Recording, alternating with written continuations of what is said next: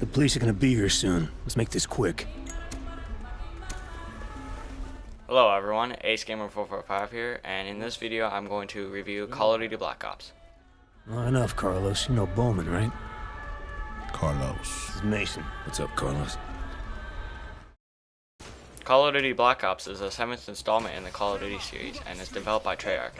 The game uses the same engine from Call of Duty World at War, but Treyarch improved the graphics, and that's pretty much it.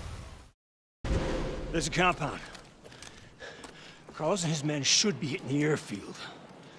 Any minute. There's a signal. Now! Hook up! Graphics aside, let's talk about the game. The campaign features a new story which lasts 8 to 9 hours, and features many different missions taking you from Vorkuta to Vietnam and even the Pentagon. Throughout the campaign, you slowly learn about Mason's condition and how he got brainwashed.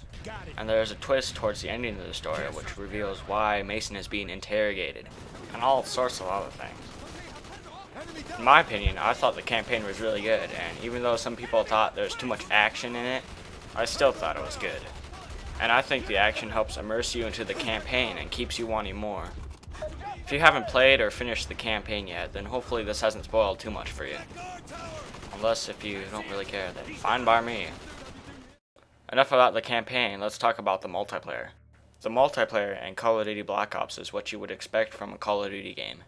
When you first start playing multiplayer, you get the standard array of class sets, but once you level up, you unlock the custom classes, which allow you to pick your weapons, equipment, grenades, and pretty much everything.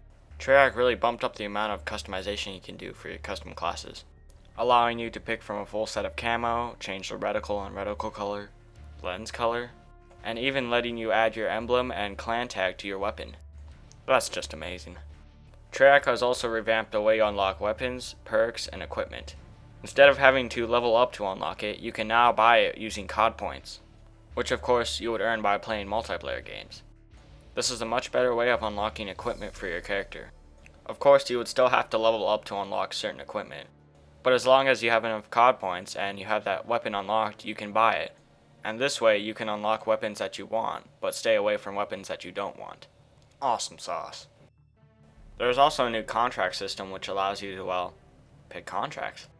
When you pick a contract, there's a certain objective you have to complete in multiplayer. And if you complete that objective, you are rewarded with COD points and sometimes experience points. You have a set time period in which you have to complete that objective, and if you don't complete that objective in that amount of time, then you basically have to wait to pick a new contract. And you are marked with a fail, and you don't get the COD points and experience points. The game also includes a new set of kill streaks, which you can unlock using the COD points you earn in multiplayer. These kill streaks range from attack helicopters, gunships, attack dogs, the dreaded napalm strike, and many more. Of course, the better kill streaks always cost more COD points, so if you want that gunship, you're gonna have to save up. And finally, we have the player card. The player card acts as a centralized hub where you can check your player details and edit your clan tag and emblem. You can also check out the leaderboard and upload videos to your file share. Editing your emblem is pretty straightforward.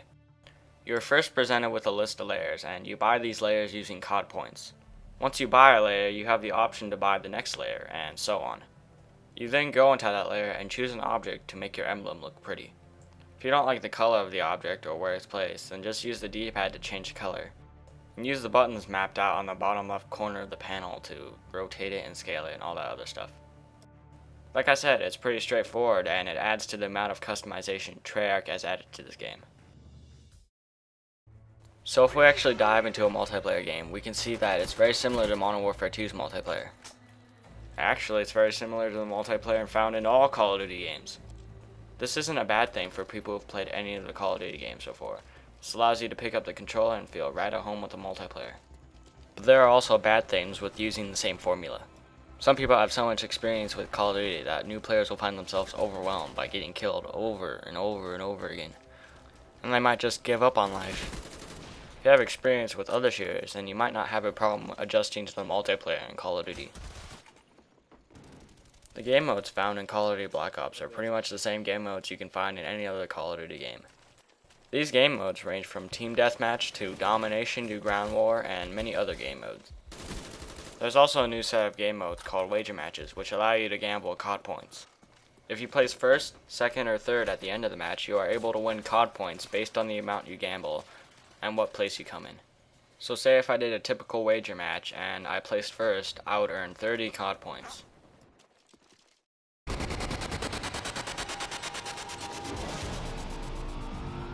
Who didn't pay the electric bill?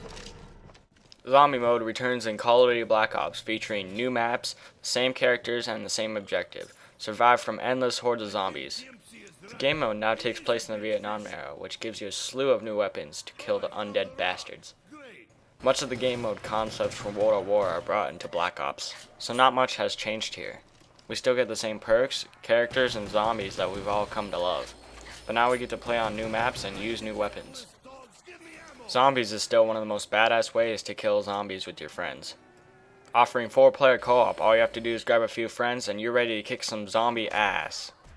If you don't have any friends to play zombies with, well then I feel sorry for you could play solo zombies, or you could play with one of your family members on split screen. And now you can play split screen online too, so if you have a friend that wants to play with you locally, but you also have another friend that wants to play with you online, then that won't be a problem anymore. So overall, Treyarch has done a great job taking the Nazi zombie mode from World at War and bringing it into Black Ops. It's still one of my favorite modes to play on Call of Duty to this day. And with the addition of map packs being developed by Treyarch, it just keeps on getting better.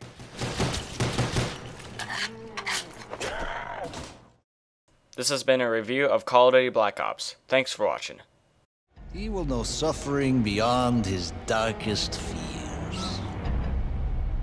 I have plans for you, American.